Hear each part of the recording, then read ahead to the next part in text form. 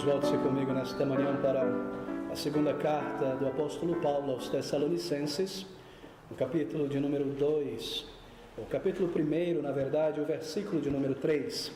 Estas palavras de Paulo pelo Espírito: sempre devemos, irmãos, dar graças a Deus por vós, como é justo, porque a vossa fé cresce muitíssimo e o amor de cada um de vós aumenta de uns para com os outros. E o tema da nossa meditação nesta manhã na palavra de Deus é a fé para toda a vida, ou definindo a fé e analisando alguma das causas do esfriamento ou do colapso da fé na vida de um crente.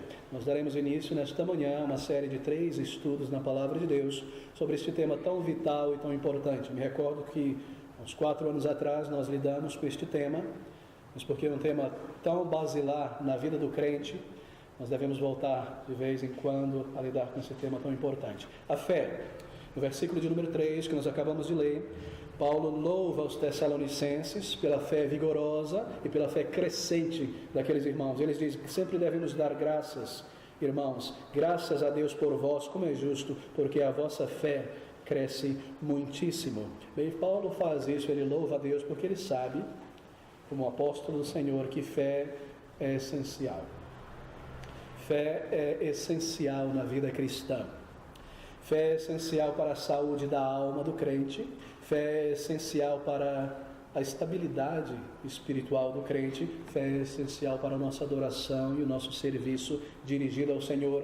Fé é essencial para respostas às nossas orações.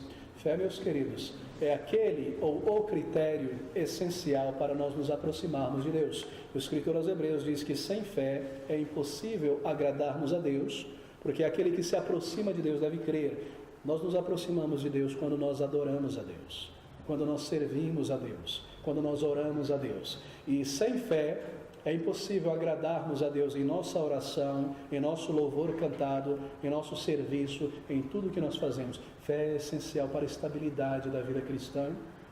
Fé é essencial para a vida da alma do crente. Fé é o sangue correndo em nossas veias. Fé é o motor que nos propulsiona para frente na jornada com o Senhor. Fé é tão vital e tão necessária que não é de surpreender que um dos objetivos e miras de Satanás é tentar diminuir, minguar, arrefecer e murchar a fé de todo crente. Bem, mas de que tipo de fé Paulo está falando aqui? Qual é a fé que Paulo está elogiando os crentes de Tessalonicenses? Ele diz: nós louvamos a Deus, damos graças a Deus por vós, como é justo, porque a vossa fé cresce muitíssimo. Há pelo menos 3 significados para a palavra fé no Novo Testamento. É importante que você tome nota, como estudante da palavra de Deus, em sua mente a respeito disso. 3 significados, pelo menos, de fé no Novo Testamento. Fé na palavra de Deus, primeiramente, é aquela fé para a salvação. É uma dádiva de Deus, é algo que vem da mão de Deus. É algo que nós não nascemos com ela e que deve vir da mão de Deus para nos conduzir ao arrependimento e a crer no Senhor Jesus Cristo. Paulo fala sobre esta fé lá em Efésios capítulo 2, no versículo de número 9, ou 8 na verdade, porque pela graça sois salvos por meio da fé. E isto se refere à fé, obviamente. Não vem de vós, é um dom de Deus. Este é o primeiro significado de fé no Novo Testamento. A fé para a salvação, uma dádiva de Deus. Mas ainda um outro significado da palavra fé nas Escrituras. Fé na Bíblia também significa o conjunto ou corpo de doutrinas da fé cristã. Isto é, aquilo que nós cremos. Fé na Bíblia também se refere àquilo que nós cremos, o conjunto das verdades entregues por Deus na palavra de Deus para a sua igreja. Judas fala sobre isso, lá em Judas, no versículo de número 3, amados, procurando eu escrever-vos com toda a diligência acerca da salvação comum, tive por necessidade escrever-vos e exortar-vos a batalhar pela fé que uma vez foi entregue aos santos. O que ele tem em vista aqui é a fé como um conjunto de verdades que da parte de Deus foi entregue aos santos. Uma doutrina, uma verdade composta. A fé, no sentido das doutrinas da fé, não é algo sem limite, incontável, é algo que foi entregue por inteiro e é recebido. Pode ser contado, pode ser estudado, pode ser conhecido, amado e vivido. Assim, fé na palavra de Deus também significa as verdades da fé cristã, aquilo no que nós cremos. E há um terceiro significado para a palavra fé no Novo Testamento, e é isso que nos interessa nessa manhã em particular, que a fé é vista na palavra de Deus também como aquela virtude contínua e ativa da vida cristã. E é sobre isso que Paulo está falando aqui em Tessalonicenses, neste versículo de número 3, do capítulo 1 de 2 Tessalonicenses. É isso que ele tem em vista quando ele diz que ele louva a Deus, agradece a Deus pela fé daqueles irmãos, que cresce muitíssimo. E aqui estão os frutos desta fé: amor, submissão nas provações, etc. E é sobre esta fé que nós queremos meditar no breve tempo que nós temos diante de nós nesta manhã. Queridos, essa terceira fé, ela foi originada por Deus em nós na conversão. Fé nos é dada na conversão, para conhecer a Cristo, para buscá-lo e para permanecermos nele. E essa fé, ela é contínua ao longo da vida cristã. Isso quer dizer que ela deve ser desenvolvida, observada, ela deve ser cuidada. Aqueles crentes daquela igreja receberam esta fé para crerem no Salvador e uma fé para permanecer nele, e nós também. E agora esta fé, ela precisa ser desenvolvida ao longo da jornada cristã. O crente não vive sem esta fé. A palavra de Deus diz que o justo viverá pela fé. Confiança nos méritos do Salvador e também continuamente exercitando esta confiança na vontade do Salvador revelada na Bíblia. É verdade que há muita confusão em nosso meio cristão evangélico em nossos dias sobre o tema da fé, não é? Todos nós estamos acostumados a ouvir tantas declarações por aí que parecem estar distantes do ensino da palavra de Deus. Há certos grupos evangélicos, por exemplo, que ensinam, às vezes eles não declaram isso, mas você percebe que é o teor do ensino, de certos grupos evangélicos que veem a fé como uma espécie de pensamento positivo ou força interior. No meio evangelical de nossos dias, fé é concebida como uma espécie de pensamento positivo ou de uma força interior que precisa ser exercitada. Mas de acordo com a palavra de Deus, fé não é algo subjetivo ou introspectivo apenas. Lembre-se sempre disso. Segundo o ensino da palavra de Deus, a fé não é algo introspectivo ou meramente subjetivo, porque, queridos, a fé, ela não olha para dentro de nós, a fé olha para fora. A fé olha e se baseia nas verdades e nas instruções de Deus em sua palavra. Ela não se baseia ou toma como uma firme base para agir e pensar nos sentimentos, nas intuições, naquilo que nós encaramos na vida e deduzimos. A fé olha para fora de si mesma, a fé olha para a palavra de Deus, para a Bíblia, isto é, para as verdades que foram dadas por Deus e registradas aqui para a nossa vida, para a igreja ao longo dos séculos. A fé crê na palavra de Deus e a fé permanece no ensino da palavra de Deus e na vontade de Deus.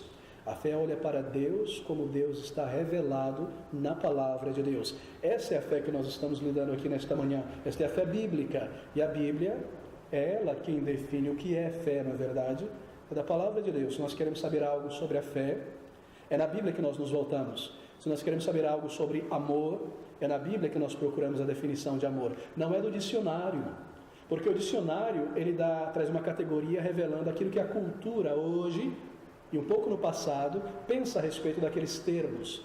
E assim esses termos vão mudando segundo as circunstâncias e a cultura, não é verdade? O dicionário ele registra a percepção humana sobre algo. Então não é no dicionário que nós buscamos uma definição de fé, amor, adoração. É na palavra de Deus, porque ela é permanente e eterna. Assim é na Bíblia que nós buscamos a definição de fé bíblica. Deixe-me começar com um contraste para você perceber o que é a fé verdadeira. O que não é fé, então? A Bíblia não se refere à fé como tendo um poder executivo, por exemplo. Esse não é o tipo de fé que nós encontramos na Bíblia. A fé não possui um poder de executar, um poder executivo. Essa é a fé reivindicada por nossos amigos pentecostais e neopentecostais. Pentecostais, neopentecostais e outros grupos, eles reivindicam que se você, por exemplo, deseja ser curado de uma enfermidade, então você deve orar a oração de fé. E se você orar a oração de fé, eles nos dizem, com uma absoluta certeza e confiança que você será curado, e se a sua fé tiver aquela qualidade e aquela virtude certa então ela possui um poder executivo.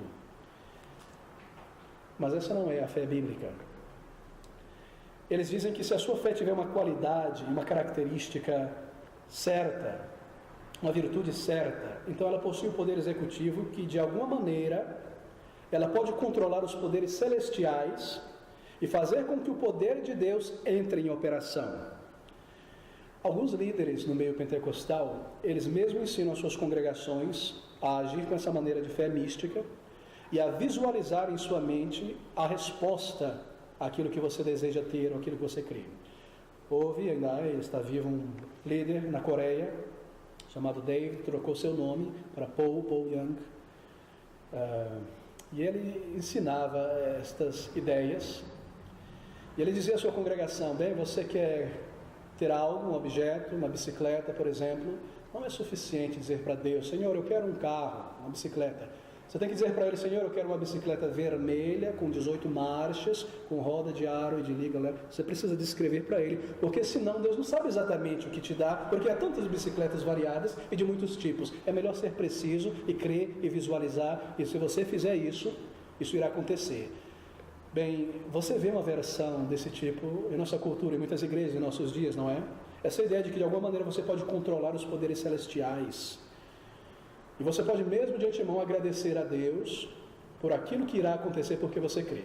A propósito, você sabia que essa é uma das técnicas de engano do movimento neopentecostal da teologia da prosperidade? Traz uma pessoa à frente na plataforma, uma multidão de pessoas, e essa pessoa já foi instruída de antemão a declarar aquilo que vai acontecer como verdade, se ela está com câncer, ou tem uma enfermidade grave, ou precisa de um trabalho, alguma situação ou outra.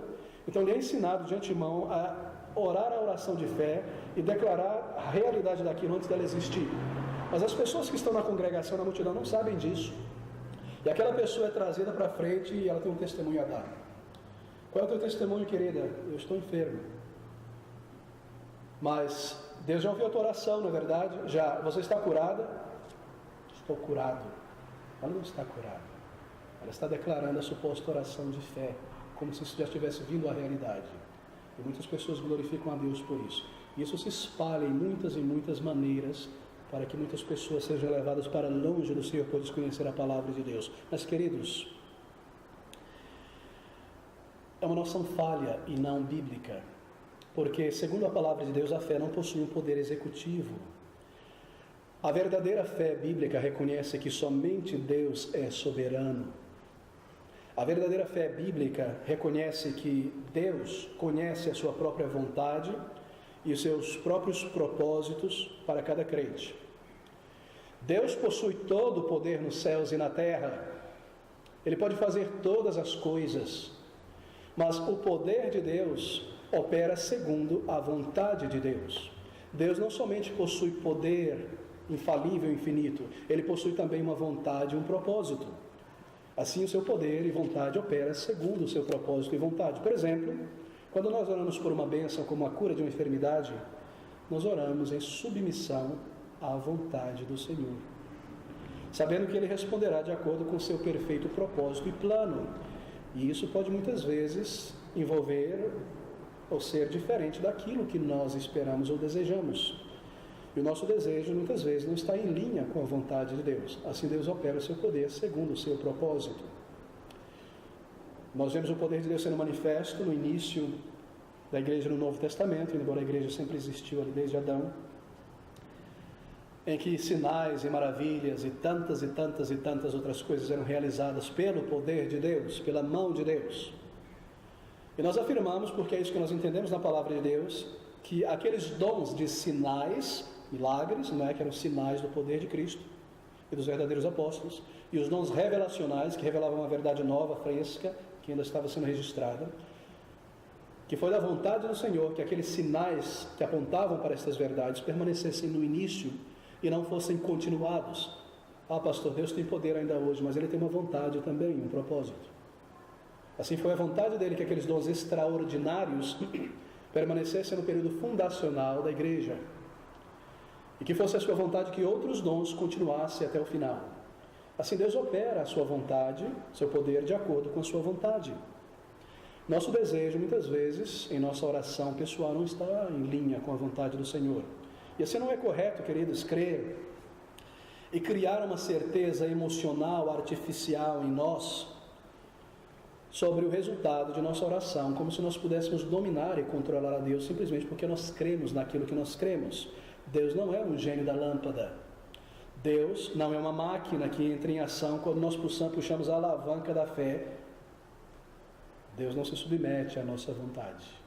Assim, é muito importante, ao lidarmos com o tema fé na Bíblia, começarmos por este ponto bíblico. Sabe o que crentes estão fazendo quando imaginam que Deus está obrigado a agir simplesmente porque eu creio e eu determino que eu creio? Eu estou reduzindo Deus ao patamar da criatura e eu estou elevando a mim mesmo ao patamar de Deus, porque agora eu estou no controle da chamada fé que faz Deus operar em qualquer momento, em qualquer hora. E o resultado lógico deste tipo de pensamento que domina muitas igrejas por aí é que há hoje líderes dizendo para você que se você teve fé, e normalmente essa fé tem que ser provada por uma oferta, alguma coisa, mas se você teve fé e isso não acontecer, você pode culpar Deus e reclamar com Deus e reivindicar de Deus. E agora nós temos um homem levantando o punho da mente e da emoção contra Deus e dizendo: Deus não foi bem comigo, eu tive fé, eu mostrei que eu tive fé dando tudo, fazendo isso, etc. E você tem agora líderes ensinando pessoas a reivindicar de Deus. Então Deus é injusto, é mau, não é fiel comigo. E há evangélicos por aí cobrando de Deus. Nós chegamos a este ponto, na verdade, por conta de uma percepção não bíblica do que seja a fé. Mas a fé centrada na palavra de Deus, operante, ativa, que deve ser cultivada dentro de nós ao longo da jornada, e deve crescer, ela passa muito, mas muito longe do ensino pentecostal, neopentecostal, do que seja fé. Porque, queridos, a fé louvada por Paulo aqui neste versículo é muito diferente do ensino neopentecostal. Veja o versículo 3 e 4. De maneira que nós mesmos nos gloriamos de vós nas igrejas de Deus, por causa da vossa paciência e fé, em todas, ou através, ou durante, ou ao longo de todas as vossas, primeiro, perseguições e aflições que suportais. Você percebe? É uma fé que vai por tribulação, provação, está presente na vida do crente, carestia, necessidade. A fé deles permaneceu em pé. Você vê quão diferente do ensino que nós vemos por aí. Porque o ensino que domina muitas igrejas em nossos dias é o ensino que diz que se você é um crente em Jesus Cristo, você não deve adoecer nem passar carestia material. Se isso está acontecendo é porque você não tem fé. Mas estes crentes são louvados pelo apóstolo do Senhor porque a fé deles é verdadeira durante, através, continuadamente, no meio de provações, perseguições e tantas e tantas e tantas outras coisas.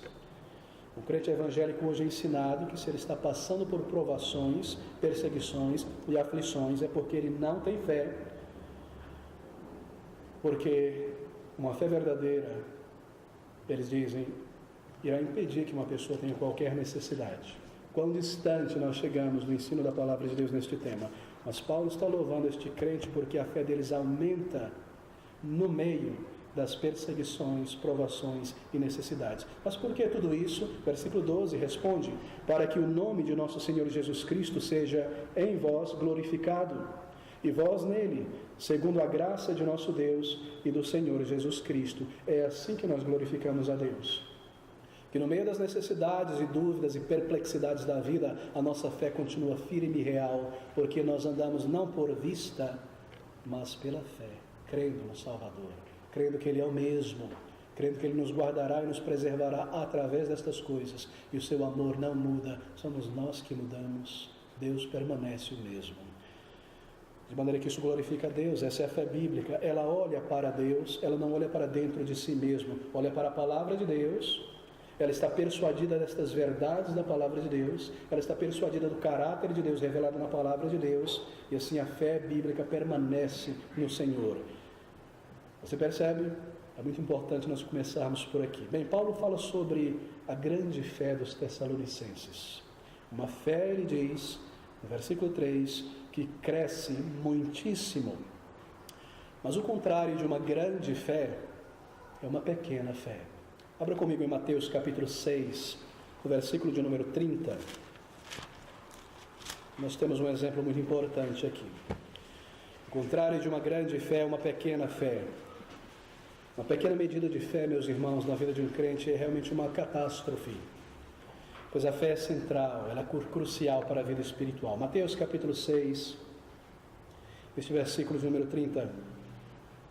Pois Deus assim veste a erva do campo, que hoje existe e amanhã é lançada no forno, não vos vestirá muito mais a vós, homens de pequena fé?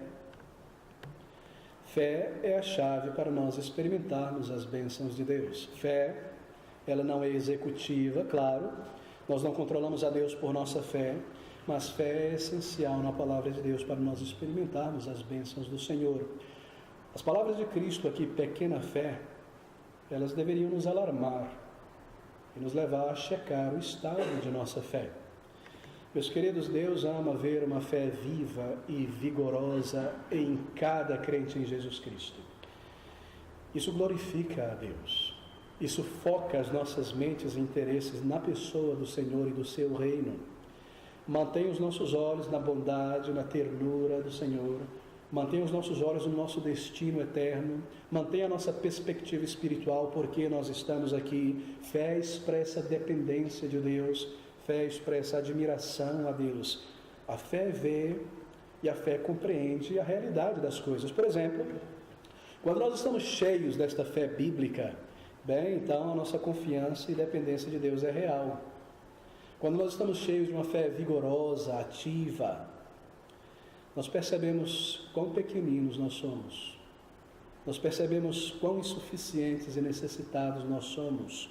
E nós compreendemos e respeitamos a nossa necessidade do poder de Deus em nossas vidas. A fé faz isso. Fé é essa dependência da palavra de Deus. Fé é permanecer na palavra de Deus. Fé é submissão à palavra de Deus revelada. Deixe-me dar uma definição de fé contínua. A fé contínua é essa crença e essa persuasão de que tudo o que Deus diz na sua palavra revelada e promete e comanda aqui é verdadeiro. Essa é a fé contínua. E assim eu vivo de acordo com os comandos do Senhor. Eu vivo de acordo com a vontade do Senhor, porque eu creio, eu estou persuadido que Ele é verdadeiro e que a sua palavra é verdadeira. Assim, se eu aprendo da palavra de Deus que a vontade do Senhor é esta, sobre adoração, sobre santificação, sobre conversão, sobre vida no lar, eu entendo que essa é a vontade de Deus, está registrada, então a fé está persuadida disso. E a fé vive e obedece isso. A fé é exatamente isso. Eu deposito a minha confiança na verdade. Eu permaneço nela ao longo da jornada da vida até estar com o Senhor. Meus sentimentos, meus pensamentos, as minhas capacidades, as minhas intuições não são colocadas acima da vontade de Deus, clara, simples e revelada na palavra de Deus. Em outras palavras, a fé se submete à vontade do Senhor. E essa é a fé de um crente, louvada pelo apóstolo Paulo aos Tessalonicenses aqui. E ela não tem nada a ver com pensamento positivo, com força interior, como os misticismos que nós vemos por aí espalhados em toda parte. Agora, a fé deve ser cultivada, como uma planta deve ser observada, vigiada e cultivada, senão ela murcha. Como um casamento, uma amizade deve ser cultivada, vigiada. A fé também deve ser cultivada. Uma fé débil, uma fé fraca, é uma fé que foi negligenciada por muito tempo. Paulo fala sobre a fé desses irmãos que cresce muitíssimo. Se não há amor em nós, veja bem isso, pelo Senhor hoje, se não há amor e desejo em nossos corações em se envolver com a obra do Senhor, se não há uma vida de oração, se não há gratidão expressada, então a razão é que a nossa fé está falhando. O pivô é a nossa fé. Se há frieza, se o mundo se torna muito grande, muito pesado, e as preocupações desta vida são contínuas e exaurem as nossas forças emocionais, o problema está na fé. Uma vez que nós somos salvos, nós não perdemos a salvação, mas veja, nós podemos perder o poder e o desfrute da salvação. Se a nossa fé se enfraquece, é porque ela não tem sido exercitada. E o grande problema é que porque sempre há uma medida de fé em cada crente em Jesus Cristo, então nós podemos correr o risco de imaginar que a nossa fé esteja sempre saudável. Não é verdade? A fé é como um músculo no corpo. É uma boa ilustração pensar sobre a fé desta maneira.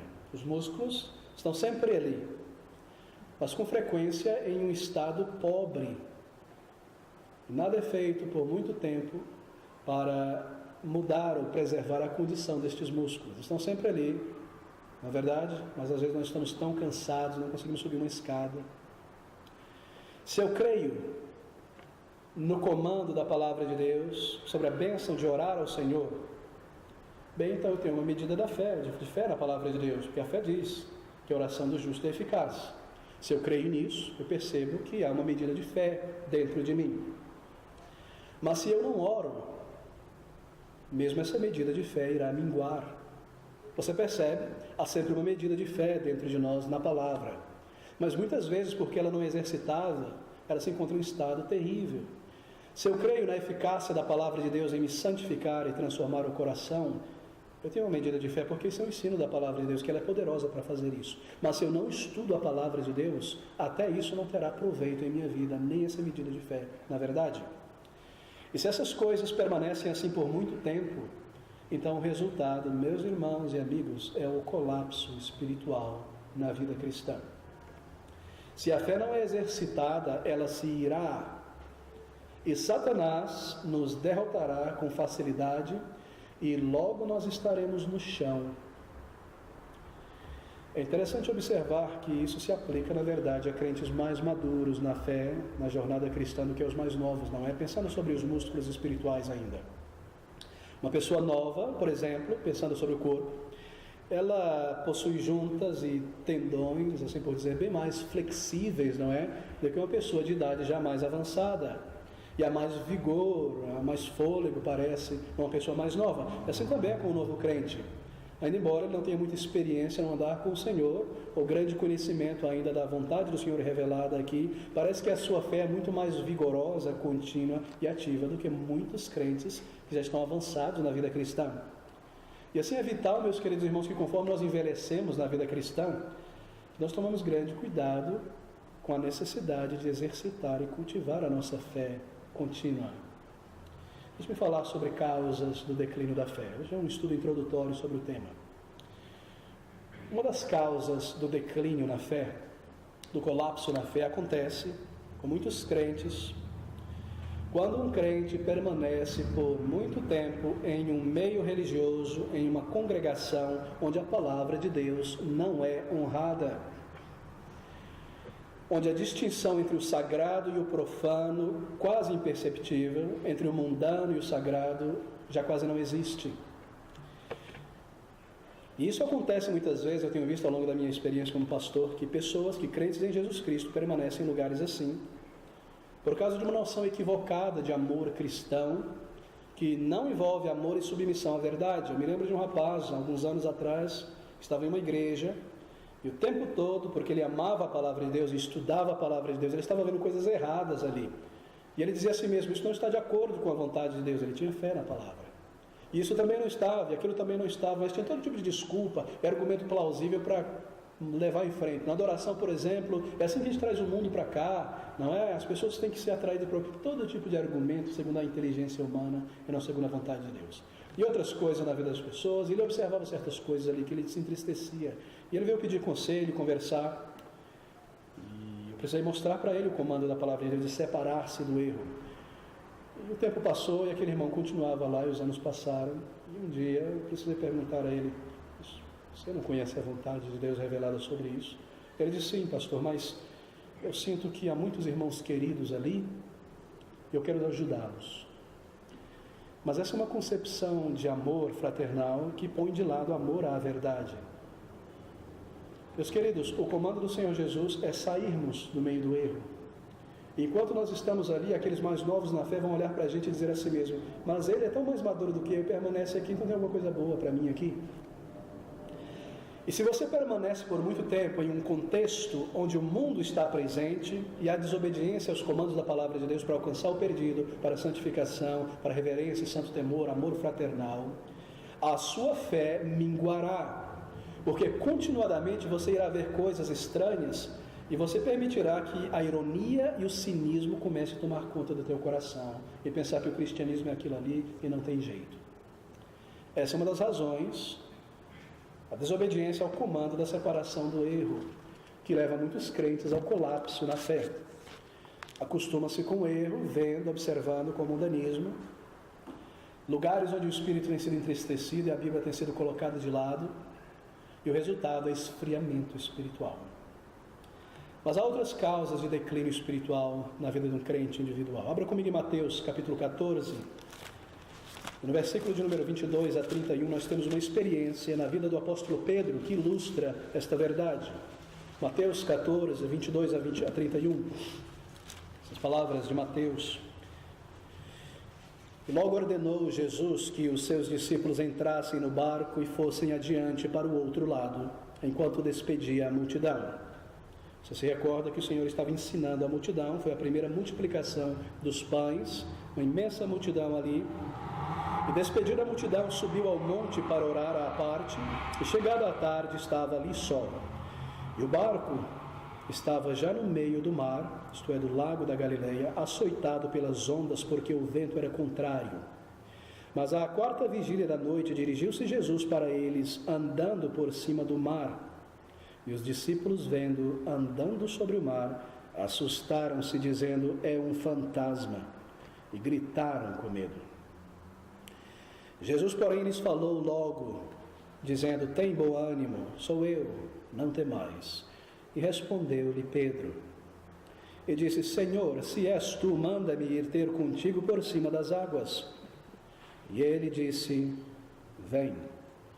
E Pedro, descendo do barco, andou sobre as águas para ir ter com Jesus.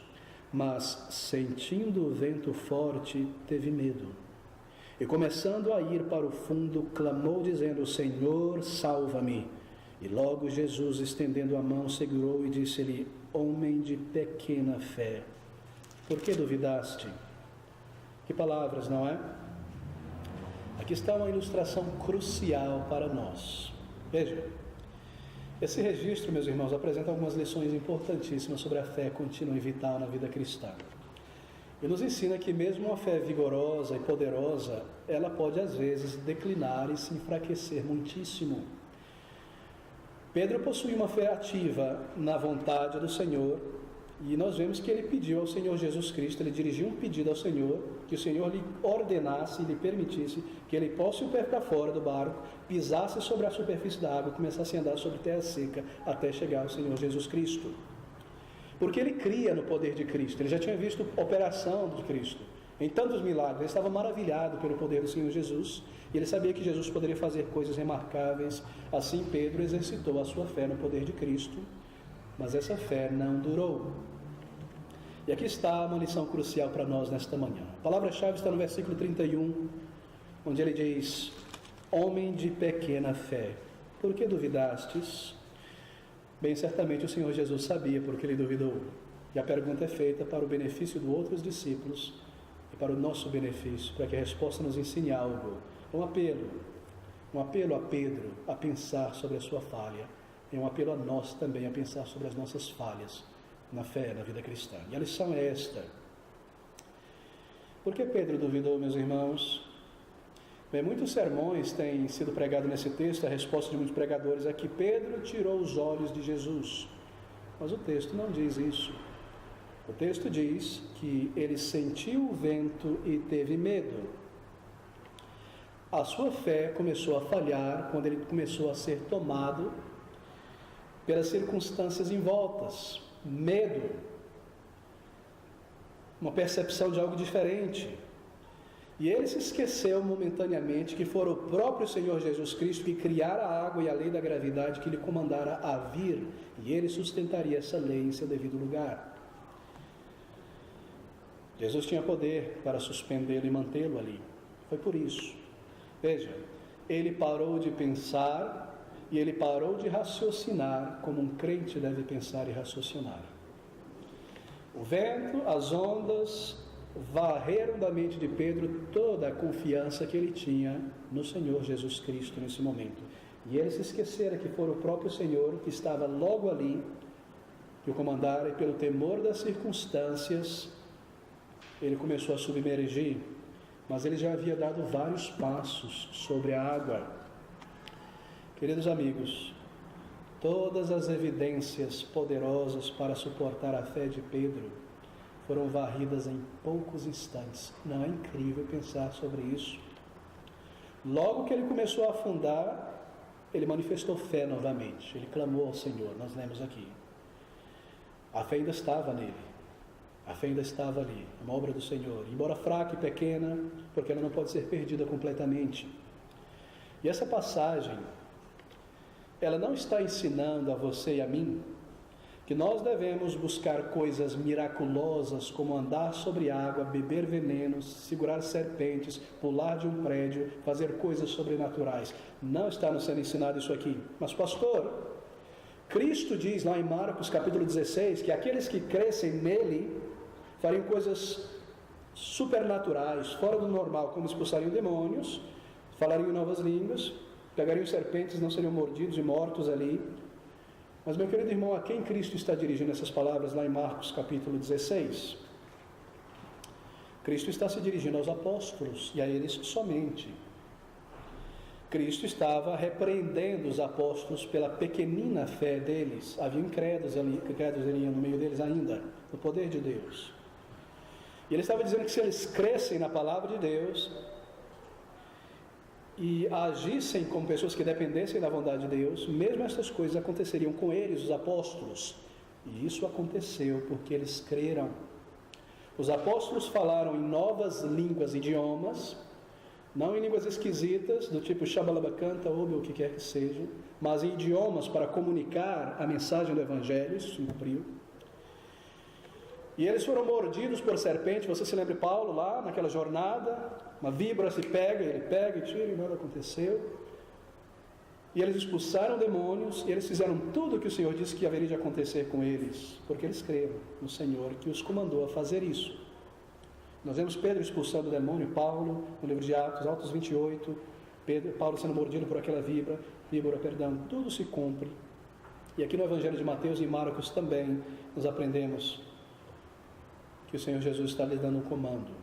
Mas Ele não está ensinando você e a mim a fazer essas coisas. Quando Pedro foi sobre a água, ele foi porque o Senhor o comandou. Se o Senhor não tivesse comandado a Pedro, e de repente viesse na mente de Pedro, eu vou pular na água aqui porque eu creio, e sair andando até o Senhor, ele iria afundar. E se tivesse piranha ali no rio, ele ia ser mordido, porque o Senhor não comandou. Mas aqui está uma ação de fé baseada no comando e na vontade do Senhor, e é o mesmo princípio que se aplica a tudo mais na palavra de Deus, porque o Senhor comanda a nós agirmos desta maneira, esta maneira que Ele requer, e esta maneira, o meio, o método somente que Ele irá abençoar. E assim a fé crê nessas coisas e se submete à vontade de Deus, porque a fé está persuadida na verdade da palavra de Deus para viver. Mas a experiência do apóstolo Pedro está aqui para nos ensinar uma lição. É uma mistura de fé e desconfiança, não é verdade? Nós somos assim. Nós cremos que Ele nos salvou, nós estamos persuadidos que nascemos de novo, que Ele pode nos ajudar, que Ele nos levará seguros até a glória eterna, até o final de nossa jornada. Nós cremos, estamos persuadidos disso. Mas com que frequência nós falhamos em crer que Ele irá nos conduzir também por meio de circunstâncias difíceis nesta vida presente?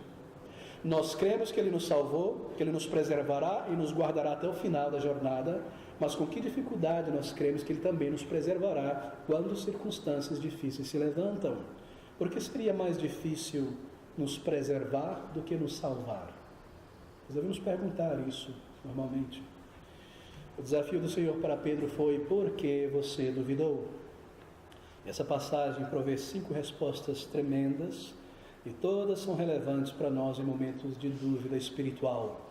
Primeiro, queridos, a primeira causa do colapso da fé do apóstolo Pedro está aqui: dúvidas em um novo ambiente, dúvidas em uma nova realidade diante dele. Pedro estava acostumado a estar dentro do barco. Ele era um pescador profissional, sabia se balancear ali, subir na borda para lançar a rede sem cair. Mas de repente ele está numa nova realidade, ele está sob a água. E logo que ele pisou fora daquele barco que o sustentava e dava a ele firmeza e tranquilidade e segurança, a sua fé falhou em se manter firme. E é com frequência o que acontece conosco. Uma vez que novas circunstâncias da vida nos conduzem para fora, assim por dizer, da nossa constituição psicológica ou geográfica ou de conforto costumeiro, então começamos a nos sentir inseguros, começamos a ter dúvidas, começamos a não saber se as coisas realmente que temos crido sobre Deus e a sua palavra até ali são firmes. E aqui está onde o verdadeiro teste da fé se inicia para cada um de nós. Um crente talvez entre em um novo estágio da sua vida, e a vida de uma pessoa é formada por muitas páginas, novos estágios, novos períodos. Um período de estudo na vida.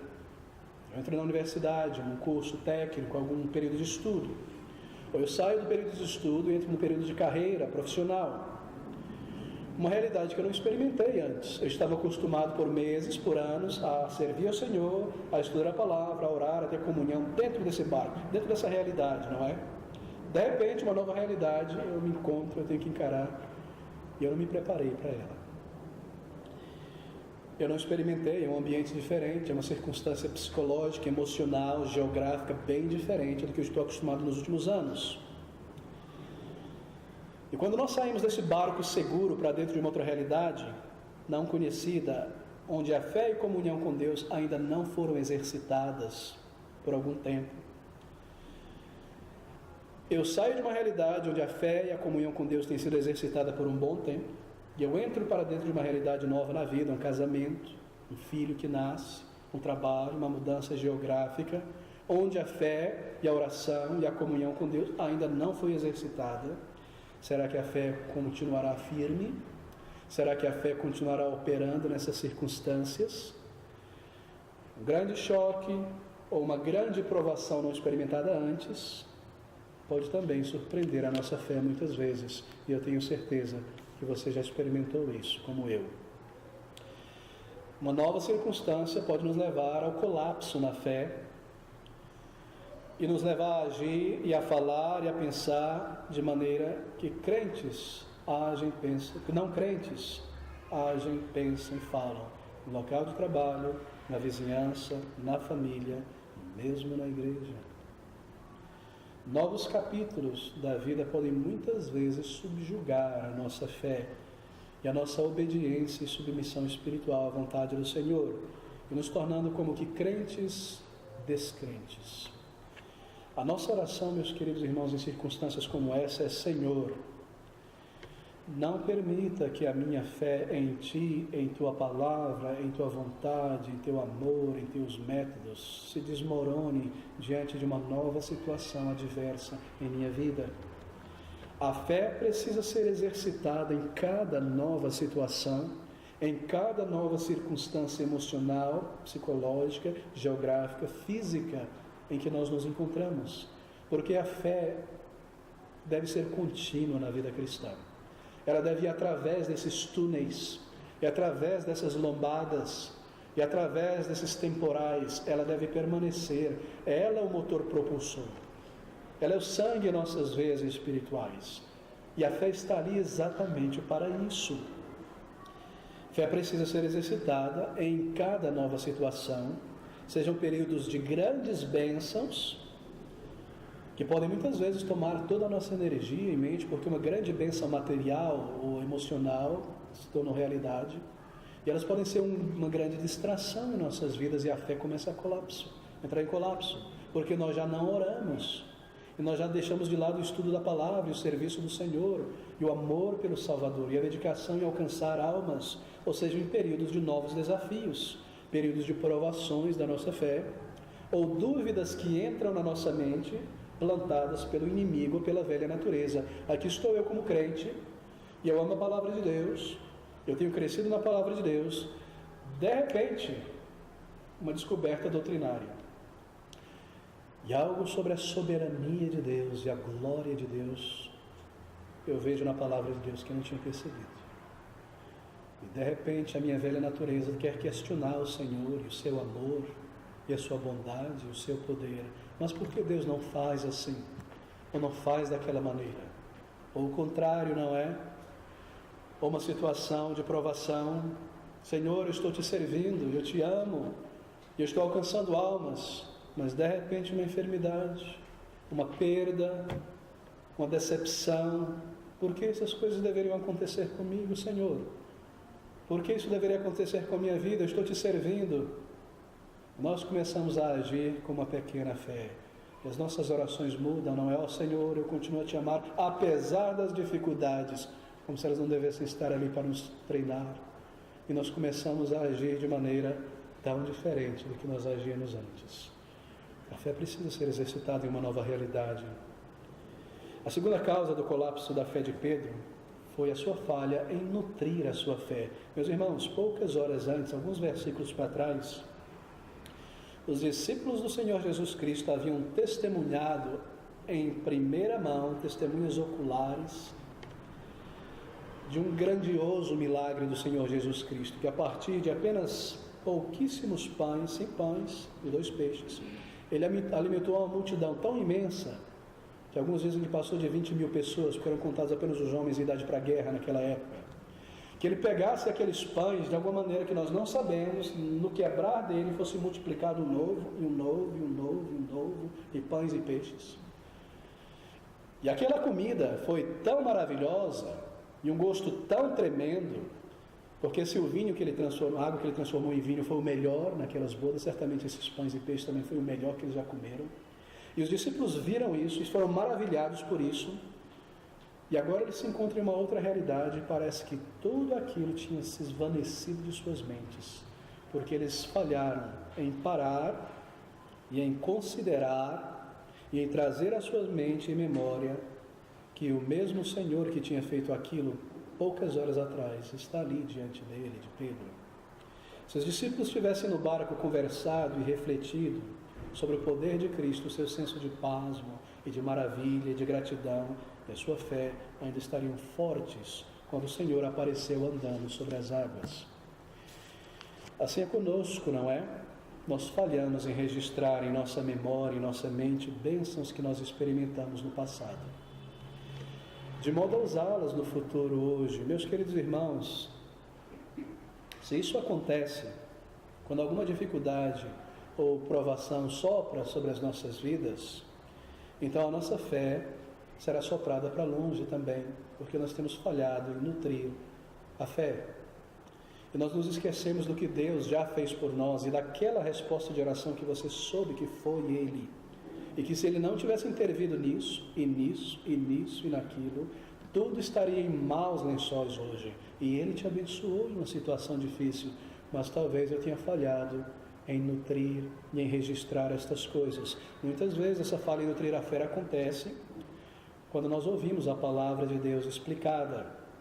Quantos crentes, após ouvirem um sermão que edificou as suas vidas, de imediato vão para as suas casas e entregam as suas mentes e os seus pensamentos para algo completamente secular e não espiritual, como sentar-se sobre a frente de uma televisão, ou abrir livros para fazer dever de casa da universidade, ou retomar trabalhos da semana.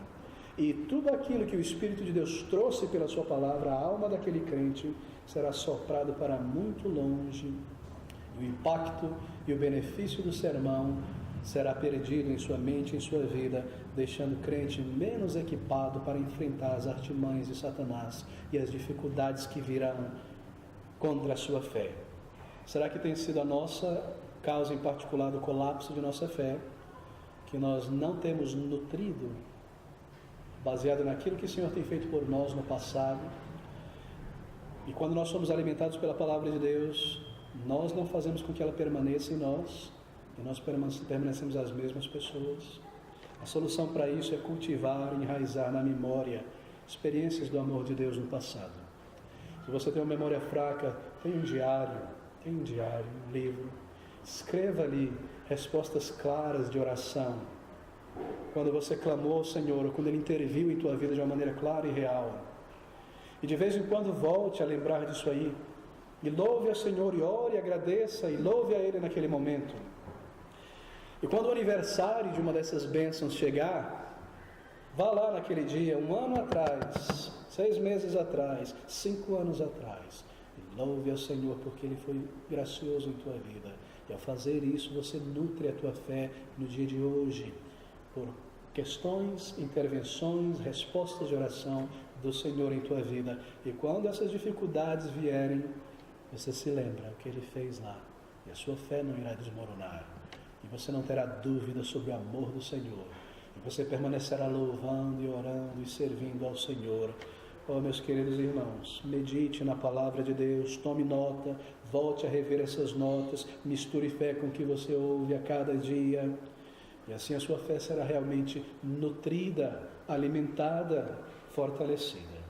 Há uma outra causa do colapso da fé do apóstolo Pedro. Veja, querido, talvez esse seja o teu caso, o meu caso nesta manhã. Pedro falhou em respeitar o comando e o poder do Senhor Jesus. Momentaneamente ele se esqueceu que fora o Senhor quem o comandou a vir a ele.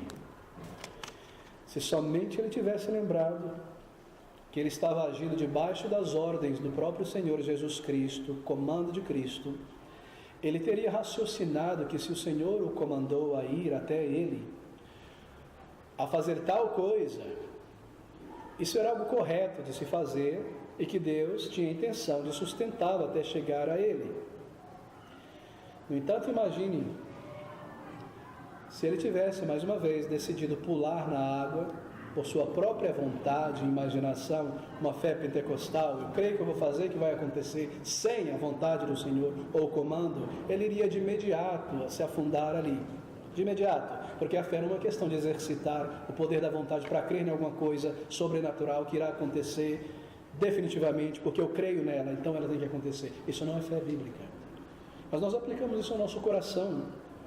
Tudo que nós pedimos de acordo com a vontade do Senhor Jesus Cristo revelada, exercitando fé diante dele em oração, a respeito daquelas muitas coisas que nós sabemos que é a vontade dele, então isso ele responderá.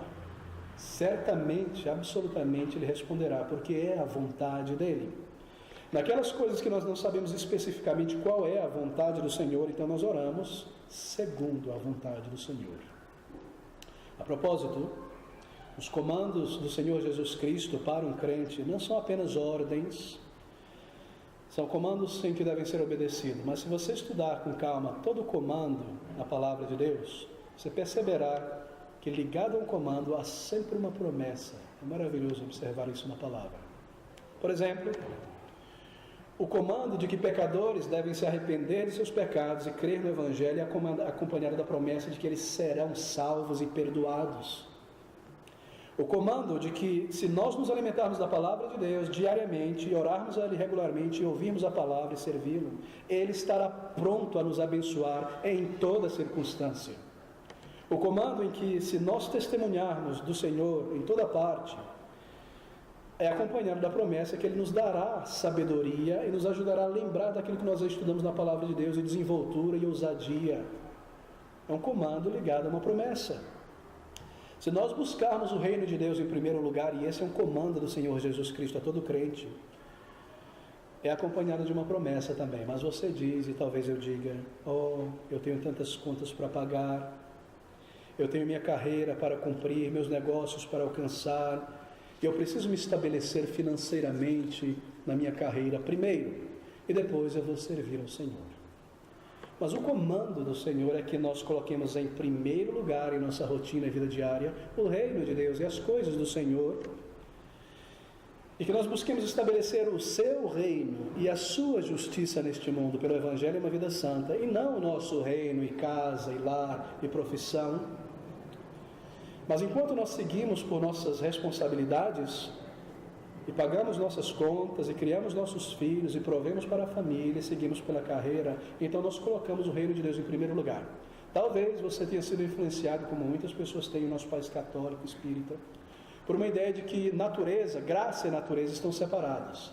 E a ideia de que eu só posso servir a Deus de uma maneira perfeita e completa se eu me afastar da sociedade, subir no monte só para orar e virar um monge, ou só me dedicar a um seminário, ao pastorado, e rejeitar tudo mais da vida diária e comum. Esse é um grande erro. Porque na palavra de Deus, graça e natureza, a vida geral, andam juntos. E a oração do Senhor não foi que tirasse os seus discípulos do mundo, mas que os livrasse do mal. Assim, conforme nós seguimos provendo para as nossas necessidades, suprindo o que nós precisamos, natureza, servir ao Senhor e amá-lo e adorá-lo com todo o nosso coração anda junto. E estas coisas, na verdade, vão em torno do reino de Deus e do nosso amá-lo e servi-lo. E esse é o comando do Senhor Jesus Cristo. Você deseja estudar, fazer um curso superior, melhorar no trabalho, ter filhos, se o Senhor lhe abençoar. Você deseja que o Senhor Jesus te ajude na universidade, nesse teu curso. E você passa no vestibular e consegue entrar ali, mas você não diz a si mesmo: agora eu vou afundar minha cabeça no estudo. E quando eu terminar e me formar e pegar o meu diploma, eu vou ter tempo para servir ao Senhor bem. Não, você não diz isso. Você diz: eu estou aqui primeiramente nesta universidade, nesse escritório, nesse novo contexto, para servir e testemunhar do meu mestre e para ganhar pessoas para Ele. Esse é o propósito da minha vida, esse é o seu reino, é um reino invisível, uma busca por almas e por santificação. Nessas esferas provisórias da minha vida, eu seguirei por ela, pondo em primeiro lugar o reino de Deus. Bem, queridos, nem todo crente é chamado para um tempo integral no ministério da obra do Senhor, mas todo crente é chamado e comandado por o reino de Deus em primeiro lugar. Pedro falhou em respeitar o comando do Senhor Jesus Cristo, e nós muitas vezes falhamos ao desconsiderarmos a vontade e as exigências do Senhor para nós. E a obra não é feita, e almas não são alcançadas, e a igreja não é plantada, e crianças não são reunidas sob o som do Evangelho, e não há crescimento evidente, nem firmeza. Tantas e tantas coisas não são realizadas por essa razão. Mas há uma outra causa ainda, nós corremos para o final agora, do colapso da fé do apóstolo Pedro, que nos ensina tremendamente. Uma das causas foi da dúvida de Pedro, foi sua autossuficiência e autodependência. Pedro era aquele apóstolo muito para frente, não é? Senhor, irei contigo para todo lugar, eu morrerei contigo, estou pronto para morrer. Quando aqueles homens vieram conjuntos, o primeiro é desembanhar a espada e cortar a orelha do servo, o Senhor colando a orelha de novo. Pedro era assim para frente: vou fazer tudo, estou pronto, nunca te negarei. Havia uma autossuficiência muito grande em Pedro. A dúvida que solapa a fé ativa, ela também pode ser definida como um estado de mente, de espírito, que toma forma de egocentrismo no momento em que nós começamos a planejar nossas vidas e nós começamos a decidir como nós vamos responder a certas circunstâncias, como se não houvesse um Deus no céu, como se não houvesse uma vontade revelada. Nós começamos a fazer isso baseado em nossos cálculos, habilidade, planejando o mercado, a economia, minha força, quantos anos, meus diplomas e currículos, etc. A autossuficiência nos passa uma rasteira exatamente aí. Ninguém, na verdade, é imune a esta forma de dúvida, não é? Ela afeta pregadores, pastores, como qualquer crente. No incidente de Pedro, por exemplo, a sua autossuficiência, ela não foi uma falha muito óbvia, na verdade. Ela estava, na verdade, implícita no próprio caráter de Pedro. Pedro é essa pessoa para frente. E com frequência, o primeiro a se voluntariar era Pedro. O primeiro a falar, o primeiro a afirmar. Mas, meus irmãos, na mente de Pedro não parecia haver qualquer dúvida ou razão porque ele não poderia ter sucesso em cumprir aquilo que ele se propôs a fazer. Você não percebe um piscar de dúvida nas afirmações de Pedro, não é verdade? Um passo para trás: será que eu consigo mesmo? Será que eu vou até o final? E assim, no lado, junto com a sua fé, e talvez maior do que a sua fé, existia uma autodependência e uma autossuficiência que contribuiu para a sua falha e colapso na fé. Uma inclinação de confiar demasiadamente na força ou na sua personalidade ou na força da sua determinação para se manter em pé. Normalmente pessoas capacitadas com grandes habilidades intelectuais, mentais, de planejamento, de empreendedorismo, de organização, pessoas que têm grandes habilidades, são pessoas muitas vezes inclinadas à autoconfiança e à autodependência. Será este o teu caso? A solução para isso, em situações como essa, é que quando há uma propensão em cada um de nós para agir e pensar desta maneira, é necessário com todo o vigor e com toda a sinceridade de nosso coração entregar todas as coisas ao Senhor em oração para que a sua fé seja mantida nessa nova situação. Esse deve ser um exercício contínuo em nossas vidas. E assim, quando aquela situação impossível aparecer, permitida pelo Senhor, muitas vezes, para testar e evidenciar a condição de nossa fé e aumentá-la, obviamente, então nós iremos experimentar da presença de Deus de um modo tremendo, porque nós confiamos a Ele em oração todas as novas circunstâncias. Como crente, nós estamos aqui para confiar no Senhor e para depender do Senhor. Quando quer que nós procedemos para resolver os nossos problemas como se nós fôssemos fortes e suficientes em nós mesmos, não necessitando da ajuda do Senhor, só um empurrãozinho dele. Então essa é a tolice da autossuficiência e da autodependência. E sabe o que isso revela em nós? Um grande orgulho na superfície ali aparecendo. Porque autodependência, como autocomiseração, autoamor e autossuficiência são manifestações do orgulho no caráter do crente. Meus queridos irmãos, essas são coisas tão sérias. Uma outra dúvida, ou razão da dúvida de Pedro naquele momento, parece ter sido algo chocante. Pedro parece que se esqueceu do amor e do interesse do Senhor Jesus Cristo por ele. Por um momento ele perdeu de vista que ali estava diante dele o Senhor da criação e que ele já tinha andado com sucesso vários passos sobre aquela água a um braço de distância do Senhor, porque o Senhor estende a mão para puxá-lo. Temor e dúvida controlou e venceu a fé, mesmo quando o Senhor estava tão próximo de Pedro.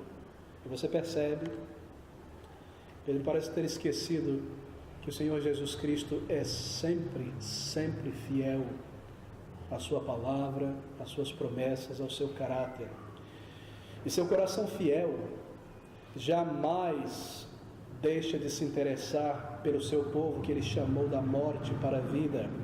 E a lição aqui é muito clara para nós, que a menos que nós façamos um esforço para manter em mente o interesse do Senhor Jesus por nós, e o amor do Salvador por nós, e o seu caráter fiel, nossa fé poderá falhar quando nós desfrutarmos da maior comunhão e da maior proximidade do Senhor Jesus, no seu serviço também. É sempre vital refletir no amor e na ternura do Senhor Jesus Cristo. Você faz isso às vezes, deixe-me lhe aconselhar a fazer isso. Quando você estiver lendo a palavra de Deus, há muitas maneiras de estudá-la, e você estiver numa passagem ali sobre o Senhor Jesus Cristo com os discípulos da sua igreja, pare por um momento de pensar sobre Pedro, sobre João, sobre a atitude. Observe o caráter do Senhor Jesus Cristo. Foque ali por uns segundos. Veja a ternura do Senhor Jesus. Veja as respostas pacientes e longânimas. Veja o amor do Salvador diante daqueles que o acusam. Quão tremendo. Veja a santidade das respostas. É incrível pensar que em nenhuma resposta do Senhor Jesus, seja Pilatos, seja Pedro, seja sua mãe, você encontrará qualquer mancha de pecado, de irritação, de orgulho. Há amor, não é verdade? Sim, ele se irrita com os fariseus tremendamente, mas é uma irritação santa e justa. Observe o caráter e o amor do Salvador.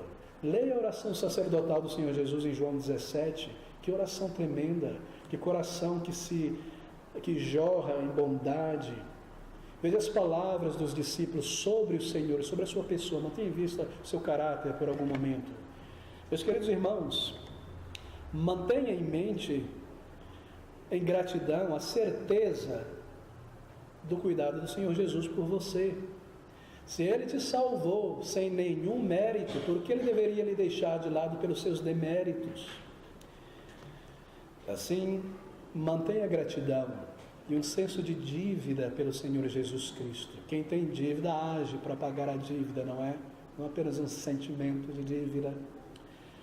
Se há pouca gratidão em meu coração, se há nenhum louvor em meus pensamentos pela pessoa do Senhor, se eu tomo o amor de Deus, se eu tomo o amor de Cristo como algo garantido, automático, permanente, eu posso sair por aí seguindo a minha vida com autossuficiência, com frequência a nossa fé murchará. Porque ainda embora em comunhão com o Senhor, se nós não mantermos amor, esse senso do amor de Cristo por nós e do seu interesse por nós, a nossa fé minguará quando Satanás colocar dúvidas diante de nós e novas realidades se abrirem. Bem, deixe-me concluir nesta manhã. Fé não é pensamento positivo, não tem um poder executivo. Fé não domina nem controla Deus. Deus não está obrigado a fazer o que eu penso simplesmente porque eu creio. Causas da dúvida, do colapso na fé envolvem muitas vezes uma nova realidade, um novo ambiente não experimentado antes, pouco preparo para entrar naquela universidade, pouco preparo espiritual para entrar no casamento, pouco preparo para receber um filho. E nós vemos a nossa fé falhar quando não experimentarmos o Senhor nessas realidades. Falhar em nutrir a fé, experiências do passado são esquecidas, nós não tomamos nota, não registramos em nossa mente, e se não podemos usá-las hoje, o mesmo Deus presente, mesmo Deus bondoso e poderoso que interveio em tantas situações, quando nós falhamos em respeitar o comando e a vontade de Cristo, a nossa fé irá esfriar, a autossuficiência toma lugar da dependência, a nossa fé irá minguar, quando nós nos esquecemos do amor de Cristo e do seu interesse por nós, então também a nossa fé irá esfriar. Mas, meus queridos irmãos, nutra a sua fé,